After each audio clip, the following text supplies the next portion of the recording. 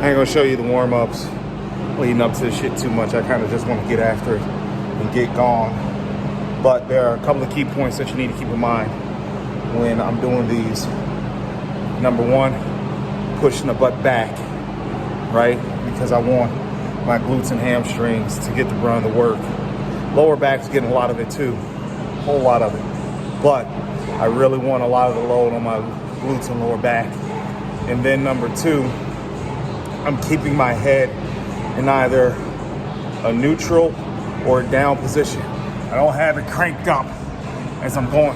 No, I want my eyes to be in a good spot, because what happens is that when you start to go down and you crank your neck up, you start to round your lower back, all right?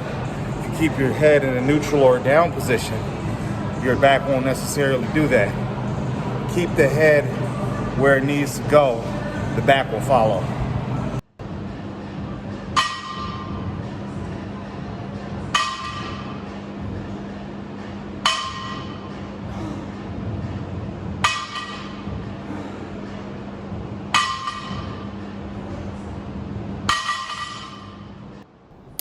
Now, outside the warm-ups, as I'm looking at this video, the one thing that I want to emphasize is that you need to emphasize, or you need to maintain focus on body awareness. Load is important, but you want all of the pressure that this exercise is going to create to go to the muscle that you're trying to damage and rebuild and make bigger and stronger.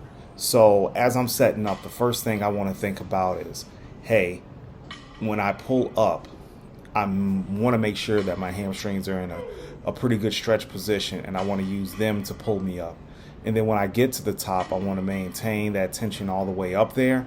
And as I'm doing the eccentric, I'm focusing on pushing my butt back and getting another full stretch in the hamstrings. Now, could this be accomplished a little bit better with 25s? Yes, it could, but also the hamstrings are a very dense muscle group.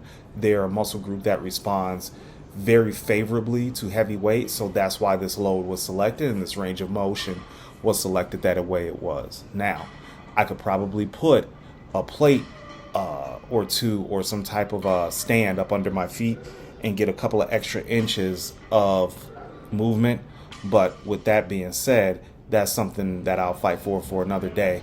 But again, body awareness is key when you're doing a free weight exercise like that. Now, moving on to leg curls. When you set up your leg pull day, pull leg day, whatever it is, density day, whatever you want to call it, you want to make sure that you're limited in the movements, right? So those were the only two hamstring movements of the day, because I had to follow it up with a leg workout later in the week, which was just a pumping session, but still something that could tap into my recovery. So you want to make sure that you're limiting the volume and limiting the movements. You may see somebody like Jordan Peters do like 5 or 6 movements in a row on a density day like this, but keep in mind Jordan has been training for well over 20 years. I've been training since I was, for my formative years, since I was 17, and I'm about to be 44 in August. So that's a long time doing these things. The second thing I want to emphasize when you're putting together a routine like this is that you want to pick some high impact exercises. And what do I mean by high impact? Not anything where you have to necessarily put a lot of force into the ground, but I'm talking about movements done heavy. 315, no reverse band on the hack squat for reps. Romanian deadlifts, regular deadlifts. Anything that provides a high degree of mechanical tension is going to be favorably used within a training paradigm such as this. And it's very much advised that you do so. So, keep in mind with your exercise selection, they need to be some big movements.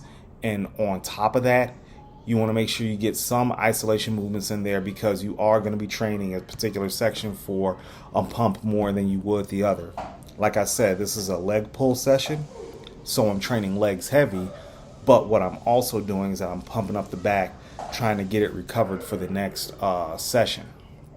So with hack squats, the reason why I didn't ban those is because I wanted all the tension at the bottom I know that's where it challenges me the most, so that's what I wanted to do that day. Remember, high impact exercises. Same for the leg press. I know 5 plates is kind of where I'm at right now. Is beating my butt trying to progress more, but here we are. And just like the RDL, you want to focus on the eccentric and you want to explode back up. Building a crazy looking physique is not for the faint of heart. So with this particular type of program, this is something of how I'm enjoying training right now. I like to spend a lot of time in the gym. I want to make it look like I lift weights. So I'm going to use those things that help me out as much as possible. This program may not be for you. But with that being said, with that being said, I'm just making sure that I get the most bang for my buck inside of my exercise selection. So, that's really all there is to it. Nothing insane or crazy. Was hoping to get 20 reps here, but kind of failed on that one. But hey, it's par for the course, right? All right, legs complete. Moving on to back, and I'm only going to do one movement, which is pull downs. Something simple, something that doesn't take a lot of balance or coordination, but also where I could push the tissue a little bit and fill it up with some blood. So this is just to help get the back bigger, help facilitate recovery, because our actual pull session is going to be on Thursday. So I don't want to overstress the muscle. So if you are training muscle groups multiple times a week, make sure you're spacing them out in a halfway decent amount of time so they can recover. And if they are a bunch close together and you're still training twice a week, don't go full bore on either that first or second workout. Make one of those kind of like an active recovery day and just cut the volume down, cut the weight down slightly, keep the intensity at a manageable level so you can get home and recover. And this is nothing to really write home about. I'm just trying to get a full pump in my back before I go. The key thing with this is that I'm not doing any type of lower back loading because I have rack pulls and other exercises that will stress the lower back. So density day, leg pull day, whatever you want to call it, is not something hard to set up, but you need to put a little bit of thought into it. So if you have any questions, concerns, please hit the description, or hit the comment section, and ask a question. Be more than happy to assist you. But guys, thanks for watching. I appreciate you all. Please like, subscribe to the channel. I'll be bringing you much more content. Until then, y'all have a great day. I love you all. Take care. Bye-bye.